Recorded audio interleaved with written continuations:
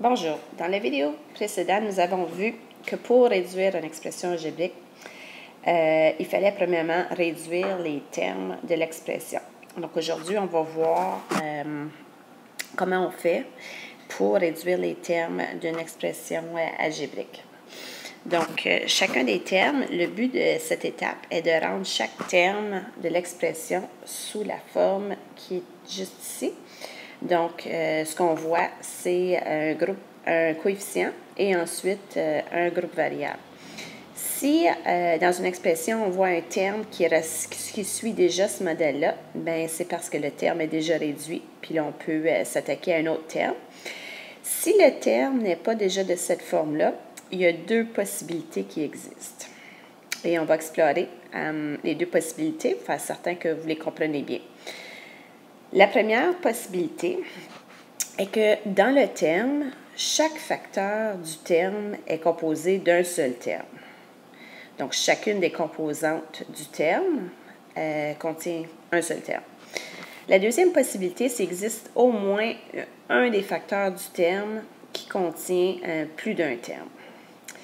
Donc, pour m'assurer que vous comprenez bien ce que veut dire ce qui est écrit ici dans les deux possibilités, ce que nous allons faire dans l'exercice suivant, on va encercler,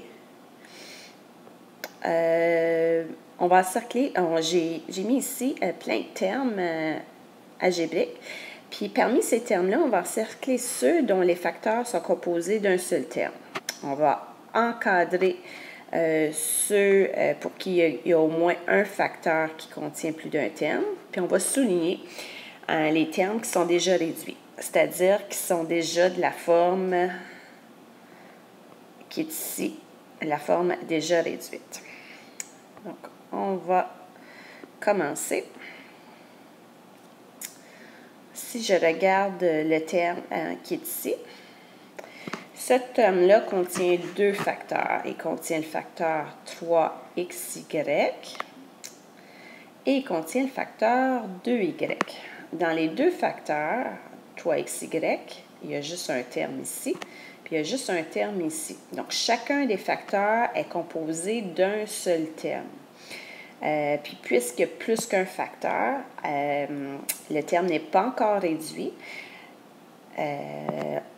Donc, c'est la première possibilité, le cas numéro 1. Donc, je vais l'encercler. Chaque facteur contient un seul terme. On va regarder le prochain exemple ici. Ce terme-là contient un seul facteur, le moins 10 et le x à la 3, puis il est déjà présenté sous la forme qu'on avait en haut, la forme réduite. On a le coefficient qui est moins 10, le groupe variable qui est x à la 3. Donc, pour ce terme-là, ce que je vais faire, c'est que je vais le souligner. Si je regarde le prochain terme contient un facteur de 4 et la parenthèse est composée de plus qu'un terme. Donc, il s'agit de la deuxième possibilité parce que le deuxième facteur contient plus d'un terme. Donc, ce terme-là, je vais l'encadrer. Dans le prochain terme, ce que je vois, c'est un nombre et ensuite un groupe variable. Donc, c'est un terme qui est déjà sous la forme réduite. On a le coefficient qui est 5/2, le groupe variable qui est G. Donc, c'est déjà réduit. Donc, je vais le souligner. Dans le prochain terme, on a 4xy divisé par 3. Ici aussi, ce terme-là est déjà sous la forme réduite.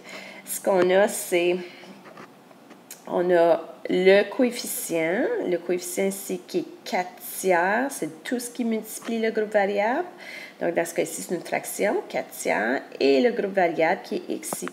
Lorsqu'on a un coefficient suivi d'un groupe variable, on a déjà la forme réduite. Je souligne. Dans la prochaine expression, on a deux facteurs. On a le premier facteur qui est 5y à la 3 sur 4 et on a le facteur moins 3x sur 2.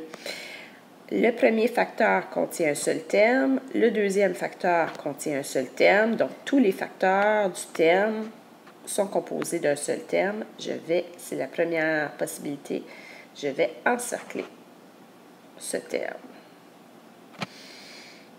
Dans le prochain terme, OK, lorsqu'un terme contient une parenthèse, s'il y a un plus devant la parenthèse, c'est parce qu'il y a deux facteurs ici, dans ce terme-là.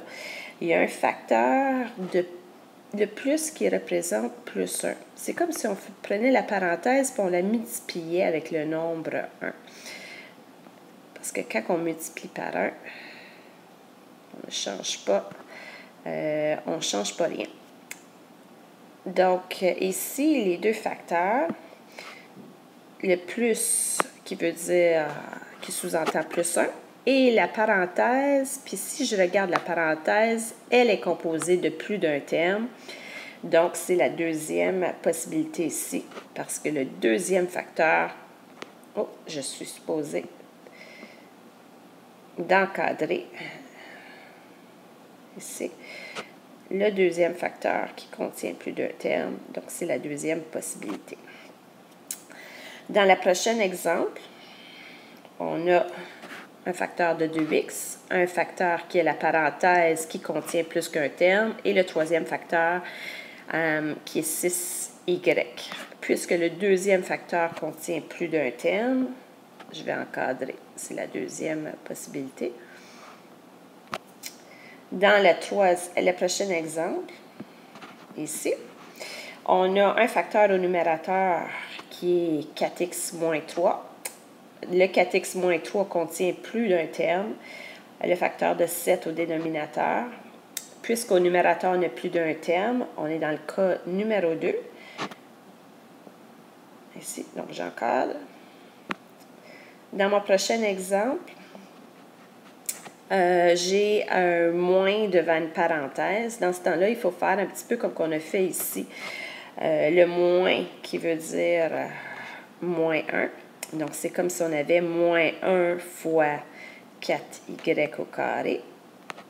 Parce que le moins qui veut dire l'opposé de, et quand on multiplie un nombre ou une expression par moins 1, on vient prendre son opposé. Donc, c'est la même chose.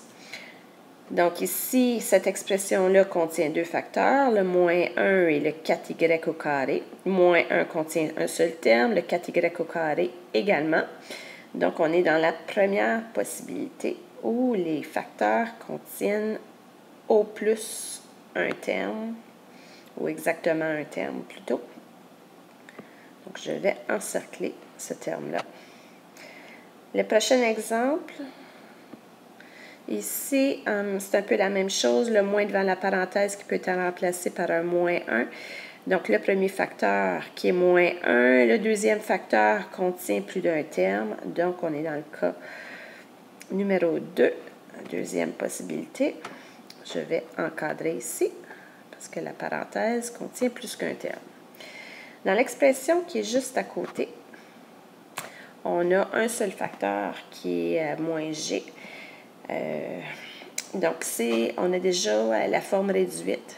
On a un coefficient. N'oubliez pas que le moins qui représente le moins 1. Donc, ça, c'est la même chose que moins 1, g.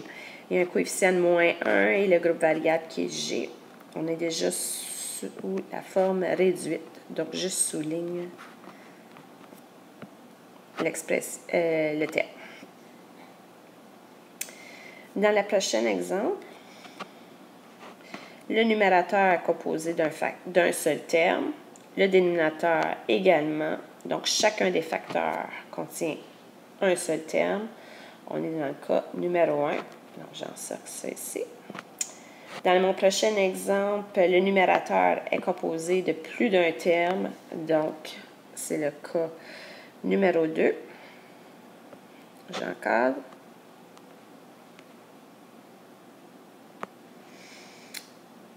Ici, dans le prochain terme, on a deux facteurs, 18b et le moins 2 neuvième. 18b contient juste seulement un terme, moins 2 neuvièmes également. Donc, on est dans le cas numéro 1.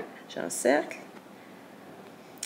Dans mon prochain exemple, on a deux facteurs, la première parenthèse et la deuxième. Chacune contiennent un seul terme. Donc, on est dans le cas numéro 1. Numéro 1 ici. J'encercle. La petite note que j'ai mise en bas, c'est pour vous rappeler que lorsque on a un terme qui contient plus de vent, ce terme-là contient deux facteurs. On a un plus 1 de sous-entendu devant et la parenthèse qui est le deuxième facteur. Même chose si on a un terme qui ressemble à ça ici, ce modèle-là. On a un moins devant une parenthèse. Il y a deux facteurs qu'il ne faut pas oublier. Il y a un moins 1 et ainsi que la parenthèse qui suit.